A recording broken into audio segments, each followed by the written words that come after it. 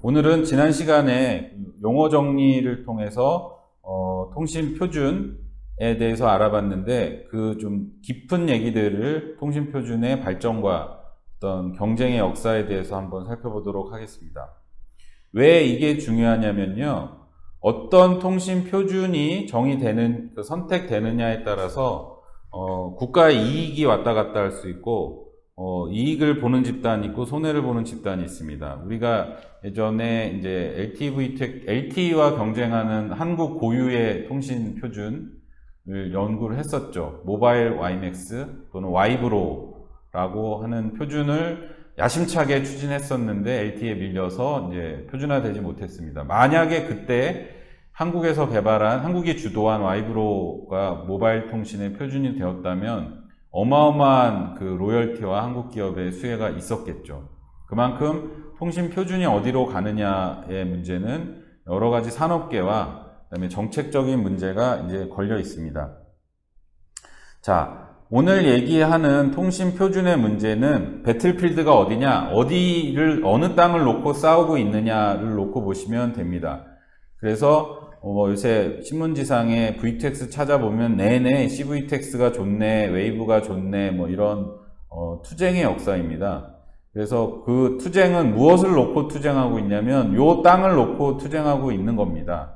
그래서 8.850GHz부터 5.925, 정확히는 75MHz죠. 75MHz를 5MHz는 가이드밴드로, 이거는 일종의 가림막으로 쓰고 있는 거고요. 나머지 70MHz 밴드를 10메가씩 7개로 나눠서 쓰고 있습니다. 이거는 웨이브든 CV2X든 누구나 도로교통 안전용으로 쓸 수 있도록 국제적인 합의에 의해서 할당된 겁니다. 아시겠지만 전파 자원은 어마어마하게 비쌉니다. 예를 들면 5G에 우리나라 3.5GHz 대역에 200MHz씩 그 몇백 메가헤르츠씩 나눠줄 때 몇 조를 냈습니다. 통신사는.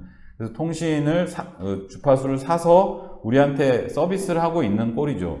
그러나 요 5.9GHz 대역이라고 부를게요. 요 70MHz 대역을. 요 대역은 교통안전, 공공의 이익을 위해서 누구나 표준에만 맞추면 들어와서 쓸 수 있게 개방한 겁니다. 그 가치로 치면 정말 몇 조 원의 가치입니다. 굉장히 효율이 좋은 5.9GHz 대역을 공공에 개방했다는 것은 공공의 안전이 그만큼 중요하다는 의미이기도 합니다. 그래서 이 대역에서 서비스를 하는 사업자가 됐든 정부가 됐든 지자체가 됐든 통신 사용료를 내지 않습니다. 그러니 웨이브 진영과 CVTX 진영이 달려들어서 자기네들이 쓰려고 하는 겁니다.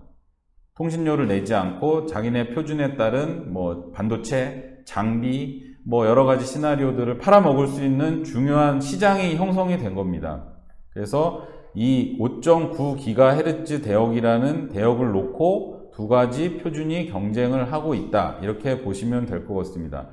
그래서 현재 할당 현황은 한국은 현재 170, 채널 넘버는 사실 이미 정의가 된 거고요. 이게 왜 172번이냐. 그냥 이 밴드 대역을 172번 채널이라고 부르고 있습니다. 그래서 172번 채널과 178번에서 184번 채널까지의 5개 채널을 현재 웨이브에서 실증용으로 쓰고 있습니다. 올해부터 이제 본 사업 전개하죠. 요 5개 채널에서 많은 시나리오와 서비스를 검증해서 이제는 사용할 수 있는 단계까지 검증이 완료되었습니다. 장비 개발도 끝났고 시나리오 개발도 다 끝났습니다. 그런데 CVTX 진영에서 우리도 표준이니까 우리 언어도 쓸 수 있게 해줘 라는 노력을 2017년 이후에 지금까지 계속 해오고 있습니다. 그래서 한국 국토부는 정말 너그럽게도 새 채널 줄 테니까 니네들 써 라고 제안을 해놓은 상태입니다. 하지만 이 채널 사용 안에 대해서 합의부서인 정통부에서 아직 합의를 하고 있지 않고요. 그래서 아직 합의된 채널안은 아닙니다. 국토부에서 제출한 사용안이고요. 이렇게 두 가지 방식을 사용해보자 라는 안을 낸 상태입니다. 그 다음에 미국 같은 경우에는 작년에 가결된 법안에 의해서 이제 CV2X를 웨이브 대신 사용하기로 했죠. 원래 미국이 웨이브 종주국인데 어떤 정치적인 이유에서 CVTX가 V2X의 유일한 언어로 선택이 됐고요. 원래는 웨이브로 사용되느냐 이슈가 있었는데 최종적으로는 하위 4개 채널은 이제 와이파이, 인도어용, 옥내용 와이파이 채널로 할당이 끝났습니다. 그런데 미국은 이 할당 안에 대해서 지금 막 소송전이 난무하고 있습니다. 그래서 아직 끝난 얘기는 아니고요. 한국 또한 이 할당 안에 대해서 지금 논란이 거세어지고 있는 상황입니다. 이 두 가지 그 기술 방식의 진화 역사를 살펴보도록 ha겠습니다. 애초에 V2X 체계에 CVTX라는 개념 자체가 없었습니다. 자체가 없었고요. 먼저 ITU라는 데서 그 어떤 5.9GHz 대역은 공공의 용도, 교통안전을 용도로 해서 쓰겠다 하고 미국이 첫 번째로 FCC에서 5.9GHz 대역 1075MHz는 그 ITS 용도로 할당한다. 아직 장비도 없고 기술도 없지만 이제 그때부터 기술 개발이 시작된 겁니다. 그래서 그 IEEE라는 그 표준 단체에서 이제 802.11p라는 기반 기술을 801.11x 계열의 기술을 기반으로 801.p라는 기술을 개발하겠다고 선언을 한 거죠. 그리고 개발을 2004년에 시작해서 2010년에 완료를 했습니다. 그래서 여기 완료된 기술을 가지고 최초로 NXP라는 차량용 반도체 전문 회사가 로드링크라는 브랜드 이름으로 2013년에 칩을 내놨습니다. 그 칩을 기반으로 수많은 실험과 검증과 시나리오들 제품이 나와가지고 거의 2017년에는 이제 그 전개할 준비가 다 끝났습니다. 그래서 미국에서 이제 앞으로 판매되는 모든 차량에는 V2X 장비를 다 달아야 된다라는 것을 법제화하려는 시도를 했었습니다. 하지만 이때 트럼프 정권이 이제 들어서면서 기존에 있는 프로젝트를 다 보류를 시켰습니다. 그래서 V2X가 의무 장착화되는 법안이 보류되었고요. 2019년에 이르러서는 EU 내에 판매되는 모든 차량과 인프라의 V2X 장비, 아까 말한 이전 시간에 말씀드린 ITS G5를 중심으로 한 V2X 장비를 설치해야 된다라는 법안을 통과하려고 시도를 했었으나 그때 또 여러 가지 CVTX 진영의 로비와 그런 정치적인 문제로 좌절이 됐습니다.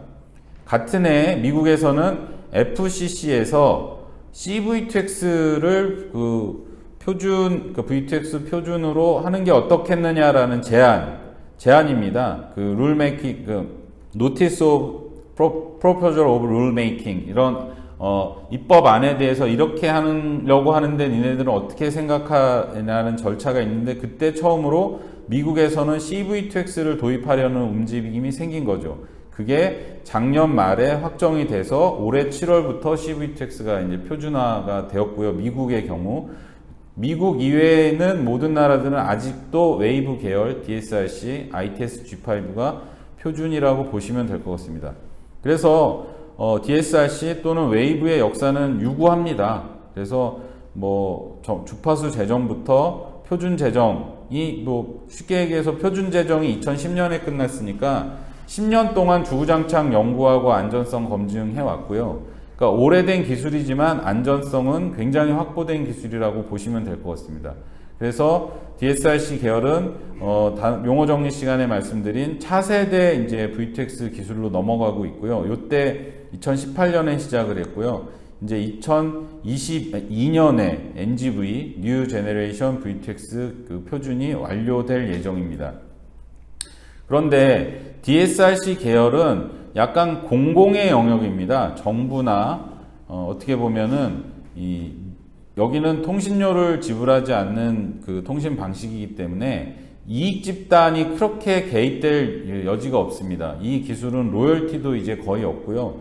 그 다음에 주파수 사용료도 없고 그냥 장비만 달면 무료로 사용할 수 있는 구간인데 여기에 상업 진영이 이제 침투하기 시작합니다. 그래서 셀룰러 계열은 모두 다 돈으로 뭉쳐있는 그 이해관계자들이라고 보시면 될 것 같습니다. 왜냐하면 셀룰러 기술 자체는 아직도 막대한 로열티가 묻어 있고요. 셀룰러 통신, 물론 다이렉트 통신은 과금을 하지 않지만 결국에는 V2N이라는 그 기지국을 사용하는 시나리오가 도입될 가능성이 굉장히 높은데, 그럴 경우에는 과금 문제도 발생하고 여기는 돈이 많이 드는 기술이라고 보시면 될 것 같습니다. 그래서 DSRC 기술은 공공의 목적을 위해서 정부가 투자해서 무료로 사용하는 기술이라고 보시면 될 것 같고요. CV2X 계열은 이익을 위해서 통신사나 로열티를 많이 갖고 있는 집단이 이익을 목적으로, 물론 뭐 표면적으로는 안전이니 뭐 그런 걸 내세우긴 하지만, 최고의 목적은 안전이다 하지만 결국 안전을 팔아서 돈을 벌 수 있는 집단들이 여기에는 많이 소속돼 있다고 보시면 될 것 같습니다. 보시면 알겠지만 여기는 이벤트가 많습니다.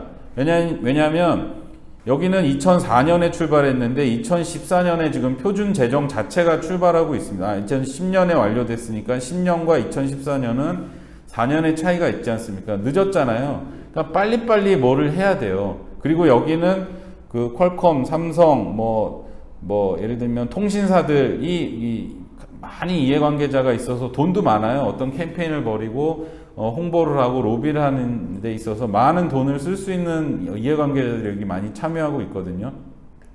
그래서 뭔가 바쁘게 돌아갔어요. 여기는 느긋하게, 원래 이 기술은 기존 박힌 돌이니까 느긋하게 돌아간 반면 여기는 돈 있는 사람들이 이 시장을 먹기 위해서 늦게 들어온 시장이라 여기는 바쁘게 진행되고 있습니다. 보시면 V2X 시장이 열렸으니 우리 셀룰러 진영도 뭔가 다리를 걸치고 뭔가 사업을 해야 되겠다 해가지고 2014년에 릴리즈 12라는 그 규정에서 사이드 링크라는 개념이 처음 정의가 됐는데요. 이거는 사실 V2X를 위한 노드가 아니라 M2M, 머신 투 머신, IoT를 지원하기 위한 걸로 디파인이 됐어요. 그래서 여기까지는 아직 V2X 개념이라고 보기 어렵고요. 2017년 3GPP 릴리즈 14을 정의하면서 사이드 링크는 V2X를 위한 기술이다 라고 목적을 바꾸었어요. 그러면서 우리도 이제 V2X 할 수 있어. 우리 그 시장에 들어갈래. 아까 말씀드린 이 ITS 밴드 5.9GHz 대역 7개 채널에 대한 전쟁에 참전하게 된 겁니다. 여기서부터. 우리도 기술을 갖췄으니 그거 우리도 쓸래. 원래 제한은 없거든요. 5.9GHz 대역의 사용에 있어서는 소위 이제 그 퍼블릭 용도로 개방한 구간이기 때문에 그 밴드를 쓰는 데는 제한은 없습니다. 대신 보세요. 웨이브 표준은 2010년에 완료돼서 지금까지 주구장창 안전성 테스트하고 기술의 완벽성을 기해왔죠. CV2X 기술은 2017년생입니다.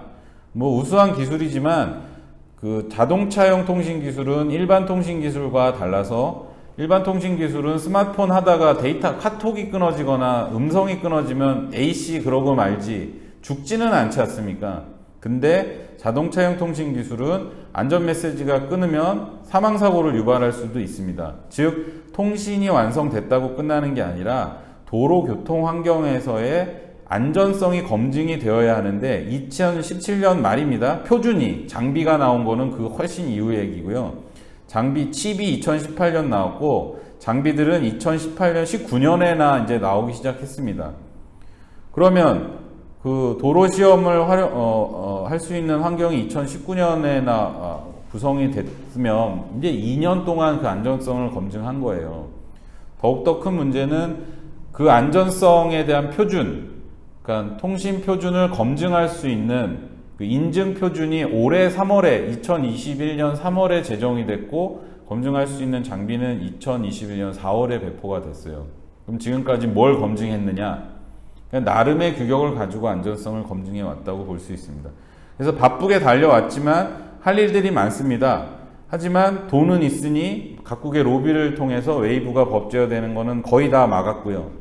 이제는 셀룰러가 7개 채널을 모두 다 차지하기 위한 활동들을 하고 있습니다. 이게 바로 웨이브와 셀룰러 통신이 요 5.9GHz 대역을 놓고 벌이고 있는 싸움의 현실입니다. 그런데 앞으로의, 지금까지는 웨이브가 안전성 있게 발전을 해왔다고 치지만 말씀드린 것처럼 여기에 이해관계자들은 어떻게 보면은 퍼블릭한 공공의 목적을 위해 뭉친 사람들이고요. 여기는 돈 벌기 위해 뭉친 사람들입니다. 돈 벌기 위해서 투자도 많이 합니다. 기술의 진보도 엄청 빠르고요. 그 다음에 지금까지 웨이브가 쌓아왔던 그 경험에 기반해서 안전성을 검증하기 때문에 굉장히 빨리 갈 수 있습니다. 늦게 시작은 했지만. 그래서 표준도 보시면 2017년에 릴리즈 14 내놨고, 그 중간에 2019년, 그러니까 그 다음에죠. 릴리즈 15 바로 나왔습니다. 왜냐하면 14에서 문제가 좀 많았거든요. 그거를 개선해서 15 내놨고, 그 다음에 바로 2020년 7월에 5G NR-V2X를 또 내놨습니다. 그 다음에 내후년에는 또 다음 버전 나와요. 이런 식으로 굉장히 새로운 기술들의 진보가 빠르고 전송량이나 지연 시간 이런 것들을 계속 개선해 나가고 있습니다. 요게 이제 미래 상황에 있어서는 CV2X 진보가 빠릅니다. 왜냐? 투자를 많이 하니까 기술 개발을 위해서. 근데 여기는 IEEE가 이거는 이익단체가 아니라 그냥 국제 표준을 하기 위한 학자들의 단체거든요. 물론 기업 관계자들도 있지만 IEEE에 논문 내면은 좋죠. 예, SCI급 논문이 되니까 그게 약간 학술적인 개념이 크거든요. 여기는 돈 벌기 위한 사람들이고 뭐 여기는 어떤 학술적인 의미의 활동을 하고 있으니 이게 차이가 많은 거죠. 그래서 향후에는 셀룰러 계열의 기술의 진보가 훨씬 빠르고 로비도 많이 하고 해서 이쪽이 우세할 가능성이 굉장히 높은 상황이다 이렇게 말씀을 드리고 싶습니다. 오늘은 뭐 시작을 했으니 그 통신 방식에 대한 논란은 전부 커버하도록 하겠습니다. 자, 통신 방식을 얘기할 때 크게 봐서 V2X 통신을 연결하는 방식이 다이렉트 통신과 네트워크 통신 두 가지로 나뉩니다. 다이렉트 통신은 말씀드린 것처럼 기지국을 거치지 않고 차와 인프라, 차와 보행자가 직접 통신을 합니다. 그 방식을 모두 다이렉트 통신이라고 얘기하는데요. 다이렉트 통신을 구현하는 방식은 이전에 설명드렸듯이 웨이브 방식으로 구현하는 방식이 있습니다. 현재가 그렇습니다. 셀룰러 기술을 이용해서 다이렉트 통신을 연결하는 방식을 모두 사이드 링크라고 지칭하고 있습니다. 이 사이드 링크라는 용어는 네트워크 통신에 상대되는 개념입니다. 다 이제 네트워크 통신 말씀드리면 네트워크 통신이라는 건 기지국을 경유해서 통신하는 통신을 말합니다. 여러분들은 네트워크 통신에 익숙해져 계시겠죠. 단말기가 바로 앞에 앉아있는 누구와 통화할 때도 내 핸드폰이 그 사람 핸드폰과 통신하는 게 아니죠. 내 주변에 있는 기지국을 거쳐서 그 사람 핸드폰으로 전달됩니다. 이와 같은 방식을 모두 네트워크 통신 방식이라고 말합니다. 네트워크 통신 방식은 내 단말기와 기지국을 상하 관계로 보고 있습니다. 그래서 데이터를 올릴 때는 업링크, 데이터를 다운받을 때는 다운링크. 우리 뭐 5G 품질 얘기할 때 업링크는 뭐 1기가 나오고 다운링크는 뭐 500메가까지 뭐 나오고 뭐 이런 얘기 하지 않습니까? 그래서 데이터를 올리고 내리는 링크를 업링크, 다운링크라고 하는 거에 비해서 이거는 기지국을 거치지 않고 내 바로 앞에 앉아 있는 사람한테 직접 신호를 보낼 수 있는 방식이다. 그래서 사이드 링크라고 본 겁니다. 기지국을 업이라고 본 거고 기지국과 나와의 관계를 업다운이라고 봤다면 단말과 단말과의 관계는 사이드 링크로 정의를 하고 있습니다. 그래서 다이렉트 통신이라고 보시면 될 것 같습니다. 그래서 셀룰러 방식의 다이렉트 통신 방식을 사이드 링크라고 지칭하고요. 셀룰러 방식의 네트워크 통신을 업다운 링크로 지칭을 합니다. 그래서 왜 이거를 이렇게 길게 설명을 드리냐면 V2X 체계는 기본적으로 다이렉트 통신을 근간으로 하고 있습니다. 그래서 웨이브 방식, 즉 DSRC 계열은 다이렉트 통신 이외에 네트워크 통신이 정의되어 있지 않습니다. 네트워크를 활용한 메시지 체계가 정의되어 있지 않습니다. 하지만 셀룰러 계열, CV2X 계열은 사이드 링크와 업다운 링크를 모두 사용한 V2X 체계가 정의가 되어 있습니다. 요거는 이렇게만 이해하고 넘어가시면 될 것 같고요. 실제 운용상의 차이가 어떤지 한번 보도록 하겠습니다. 우리가 용어 정의 시간을 통해서 차에 장착된 V2X 장비를 OBU라 하고 인프라에 장착된 V2X 장비를 RSU라고 정의했습니다. 하지만 RSU는 기지국이 아닙니다. 인프라에 신호를 보내주는 하나의 단말이라고 보시면 될 것 같습니다. 그래서 이 그림에서 까만색으로 표시된 영역이 다이렉 통신의 영역입니다. 그리고 빨간색으로 표시된 구간이 네트워크 통신의 영역입니다. 크게 봤을 때 다이렉 통신, 셀룰러가 웨이브가 다이렉 통신이냐 아니라고 말씀드렸죠. 셀룰러 방식도 다이렉 통신 구간을 지원합니다. 뭐를 통해서? 사이드 링크라는 표준을 통해서 지원을 하고 있습니다. 그래서 하지만 까만색 구간에는 요금을 부과할 수 있을까요? 없을까요? 부과하지 않습니다. 빨간색 구간은 기지국을 통해서 통신을 하니까 여기에 들어가는 V2X 장비들은 유심히 장착되고 과금을 하겠죠. 그래서 셀룰러 통신 진영에서 이제 셀룰러 방식의 우세성을 얘기할 때는 이 사이드 링크와 이 네트워크 통신을 모두 통합해서 의미합니다. 그런데 웨이브 진영에서는 다이렉트 통신밖에 없으니 무기가 빈약한 편이죠. 하지만 안정되어 있다라는 기술이 유리한 거고요. 그렇습니다. 자, 그래서 까만색 그 점선 구간을 따라가 보면 이 구간은 다이렉트 통신이라고 말씀드렸고, 이 구간을 연결하는 기술은 웨이브 또는 CV2X의 사이드 링크 기술이 있습니다. 사이드 링크의 버전이 3GPP 리리즈 14이냐, 15이냐, 16이냐 이렇게 나뉘는 겁니다. 그리고 이 주파수는 ITS 밴드 또는 5.9GHz 대역을 쓰고 있고요. 요 구간은 누구나 돈 안 내고 무료로 사용할 수 있습니다. 왜냐하면 기지국을 통하지 않기 때문에.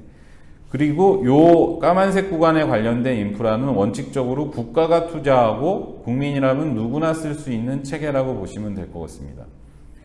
요 빨간색 구간은 네트워크 커뮤니케이션, 네트워크 통신이라고 말씀드렸고, 요 구간은 업다운 링크로 말씀을 드렸습니다. 그 다음에 요 구간의 주파수는 현재 통신 사업자들이 쓰고 있는 상용 주파수, 5G 같은 경우엔 3.5GHz와 28GHz가 할당이 되었죠. 하지만 28GHz는 아직 서비스를 제대로 안 하고 있죠. 정부에서 막 하라고 하고 있지만. 그래서 통신 가입자들만이 이 업다운 링크를 사용한 V2X는 서비스를 받을 수 있습니다. 예를 들면 요새 T맵에 보면 전방에 위험물이 있습니다. 정체가 발생하고 있습니다. 이거 서비스잖아요. 그 서비스는 SKT 가입자 또는 T맵 서비스 가입자만 받을 수 있는 겁니다. 그리고 이거는 유료입니다. 통신비가 발생하죠. 내 요금제 내에서 내 데이터를 쓰니까 유료라고 볼 수 있고요. 그 업다운 링크를 활용한 V2X의 투자 및 운영 주체는 통신사가 됩니다. 근데 이게 왜 공공 목적에 부합하지 않느냐? 지금 28GHz 서비스를 놓고 정부와 통신사가 줄다리기를 하고 있습니다. 니네 주파수 가놓고 왜 서비스 안 해? 투자비가 무지하게 들거든요. 심지어는 3.5GHz 현재 서비스도 전국 확대가 미진한 마당에 28GHz를 활용한 서비스는 안 하죠. 그건 통신사 마음이라는 거예요. 정부에서 막 그걸 때려가지고 할 수는 없어요. 압력을 가할 수는 있겠지만, 그렇듯이 만약에 업다운 링크로 V2X 서비스를 하고자 한다면 V2X 통신사의 이해관계에 많이 이제 좌지우지 되는 상황이 발생할 수도 있겠죠. 자, 여기까지 해서 이 V2X 통신 방식을 놓고 이제 경합하고 있는 CV2X 방식과 DSRC 방식의 발전 역사와 그 경쟁의 현황에 대해서 말씀을 드렸습니다. 그래서 사실은 이면에 숨어있는 얘기들이 많고요. 정책적인 측면에서 우리나라도 모두에 말씀드린 것처럼 어느 방식을 결정하느냐에 따라서 셀룰러 방식을 결정하면 통신사, 대기업, 퀄컴, 삼성, LG 등 대기업이 전적으로 수혜를 받는 방식이고요. DSRC는 물론 대기업, NXP 같은 데는 글로벌 대기업이지만 로열티가 거의 없는 기술이거든요. 그러니까 그 로열티만큼은 우리가 지불 안 해도 되는, 그 다음에 한국의 중소기업들, 이시스, IT텔레콤, 캠트로닉스 등등등 그동안 국토부나 도로공사와 함께 10년 가까이 이 ITS 사업을 준비해온 그 중소기업들이 수혜를 받는 기술이죠. 그렇다고 누구한테 이해관계에 따라서 우리 그 국가의 커넥티드 통신기술을 정할 수는 없고요. 미래 기술의 진보도 수용하고 현재 기술의 안전성도 조화롭게 펼칠 수 있는 정책이 필요한 시점이라고 생각합니다. 이 점은 제가 따로 한번 정책적 이슈에 대해서는 정리하도록 하겠습니다. 요렇게 해서 이제 V2X 통신을 놓고 각축을 벌이고 있는 두 가지 통신 방식의 현황과 역사에 대해서 알아봤습니다. 저는 에티포스의 홍승수 이사이고요. 이 프로그램은 아우토바인과 함께하고 있습니다. 네.